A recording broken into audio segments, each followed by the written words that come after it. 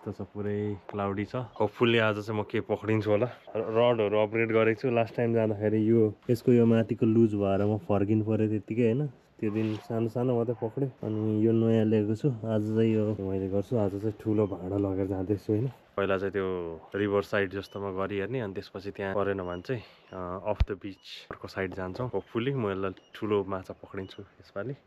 Positive थटका साथ जाँदैछौँ। भयो रेडी भयो अहिले। अनि तिमी हिँड्नु पर्यो भने कि अरू केही बोक्ने तिमीलाई खानु? ए यो एउटा चियर बोक्छु ल, धेरै ठुलो होइन, सानो चियर चाहिँ दुइटै बोके नि हुन्छ क्या। सानो त अट्छ, ठुलो त फेरि ल्याङ हुन्छ। ब्याकप्याक यो चाहिँ धेरै लामो छ, त्यो भएर केही नखाइने घरबाट। अनि सबै क्लोज रहेछ विकेन्ड भएर। अनि यहाँ हाम्रो नजिकै एउटा मार्केट लाग्छ, स्याटरडे मार्केट।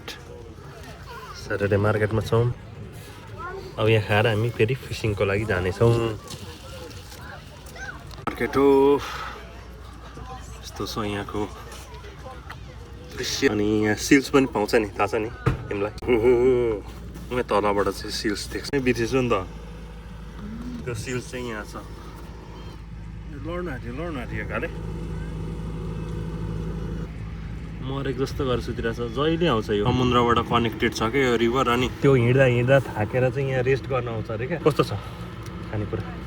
नाइस, मिठो रहेछ है। अघिदेखि नुहाइरहेछ, टाउको निकाल। मैले भनेको मान्छ। अर्को चाहिँ कहाँ छ? यहाँनिर मस्त आनन्द लिइरहेछ यिनीहरूले। यहाँ माथि चाहिँ पुल छ, आइसक्रिम बस। अलिअलि खानपिन गरेपछि हामी अब जाँदैछौँ मरुया हेड्सको बाटो। तर हामी प्याडी वर्क भन्ने ठाउँ छ, सानो ठाउँ, त्यहाँनिर फिसिङ गर्ने सानो ठाउँ छ। तर त्यहाँ ठुलो माछा चाहिँ पर्दैन, तर पनि जाँदैछौँ। आजको स्पोर्ट चाहिँ यही हो। चराले पक्रेको? चराले चाहिँ मजाले हन्ट गरिरहेछ बरु माछा। सानो रड हो मेरो, सानो रड हो, बनाइदिन्छु तिमीलाई।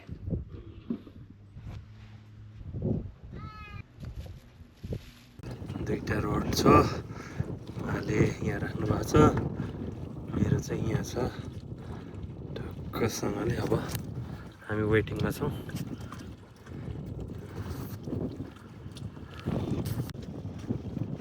सुकै परेको छैन अहिलेसम्म, एउटा सिङ्गल बाइट पनि पाएको छैन। यहाँ पर स्काई डाइभिङ छ आज पनि।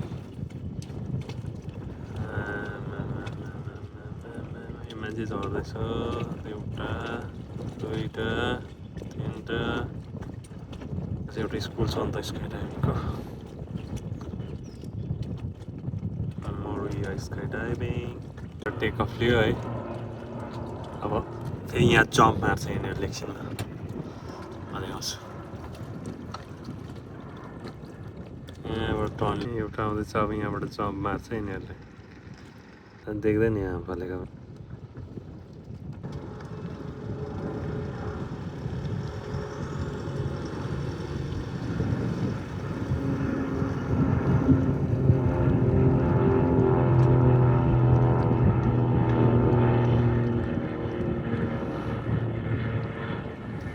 माछा परेन, यही हेरेर बस्ने। अब पर्दै परेन। अब एउटा नयाँ ठाउँमा आएको छौँ।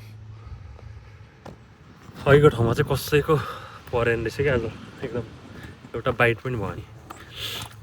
यहाँ यताउता सोधेँ होइन, कसैको प्याडलक भने कहिले काहीँ त्यस्तै हुन्छ कि कुनै कुनै स्पोर्टमा। ल ओपेनको बनाइदिन्छु। के बनाउनु पर्छ र ओपेनको? निकाल्नु पर्यो, पुरा गर्नु पर्यो, हल्लाउनु पर्यो हल्का, त्यसो गर्नु पर्यो, दिनु पर्यो होइन। म चाहिँ कफी खान्छु। यो पानी हेर्नु यो कहाँ पत्ता लगाउँदा कहाँ किनेको रहेछ। त्यो भएर तातो पानी हाल्यो नि अघि भन्। कहाँ यति बेला मन तातो हुन्छ? यो के भनिरहेछौ? कहाँबाट शुद्ध झल्काउँछिन् नजाऊ तिमी हेर। सुगर अब चाहिँ पक्का पर्छ भन्ने मलाई लागिरहेको छ क्या। त्यहाँदेखि चट्ट खाएर सेटअप पनि ट्याक्कै मिलाएको छु मैले। ला मेरो ऋण पुरै बल्लमा झर्छ नि यार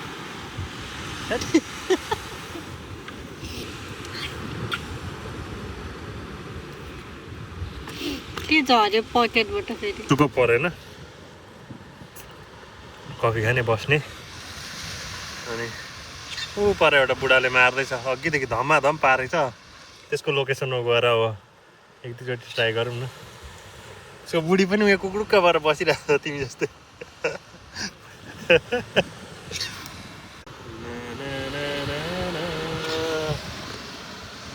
माछा नपाएर नि सनसेट इन्जोय गर के गर्छौ त अब तर मलाई किन आज एकदम भित्रबाट गट फिलिङ आइरहेको छ क्या आज म एकदम ठुलो माछा समाउँछु भनेर अब ठिक्क टाइम पनि भयो क्या यहाँ त हेर टन्नै मान्छे छ आज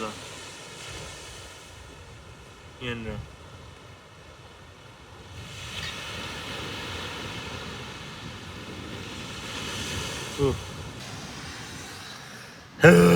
गरेर यता थाकिसकेँ क्या अब म यता गएर एक दुईचोटि ट्राई गर्छु तिमी गाडीमा बस्दै गर म तिमीलाई गुड न्युज दिन्छु एकछिन त्यस्तै अब कहिलेकाहीँ अब ब्याड डे भन्दा नि सधैँ जस्तो ब्याड डे भइरहेछ मेरो आज चाहिँ तर म नपक्रिकन घर जाँदिनँ यत्रो साइजको लगेर ओभनमा हालेर खानु मन लागेको छ आज म कसम अब चाहिँ यो ठाउँमा आइपुगेँ यता बिच छ यता अब यस्तो छैन यहाँ चाहिँ रकबाट सिधै यता कास्ट गर्न मिल्ने रहेछ यहाँ चाहिँ दामी स्पट फेला पऱ्यो क्या अन्तिममा अब चाहिँ होपफुल्ली यहाँ चाहिँ म राम्रो फिस पार्ने छु good lock Yuvraj good lock परिहाल्छ ल फाइनल्ली गाइस अस्ट्रेलियन सालमन पारे अघि सालमन पर्छ जस्तो लागिरहेको थियो आज डिनरमा के छ पानी पनि पर्न लाग्यो आज चाहिँ बिगेस्ट क्याच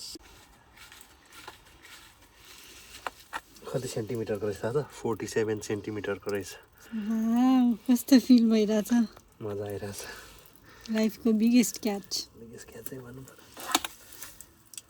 मलाई ठुलो छुरी ल्याइन्छ ठुलो मैले यसलाई अलिक साह्रै सानो भयो कि अलिक ठुलो ल्याएर यसको किन कहिलेकाहीँ चाहिँ एकदम राम्रो कुरा बोल्नुपर्छ भन्दाखेरि चाहिँ कहिलेकाहीँ चाहिँ बोलेको कुरा पुग्छ त्यही भएर अघि मैले त्यो ओभनमा हालेर खानु एकदम मन लागेको छ भने चाहिँ नि पुग्यो मेरो कुरा यी पार्छु भनेको थिएँ माछा बुढी आउँदा यस्तो भएछ हेर त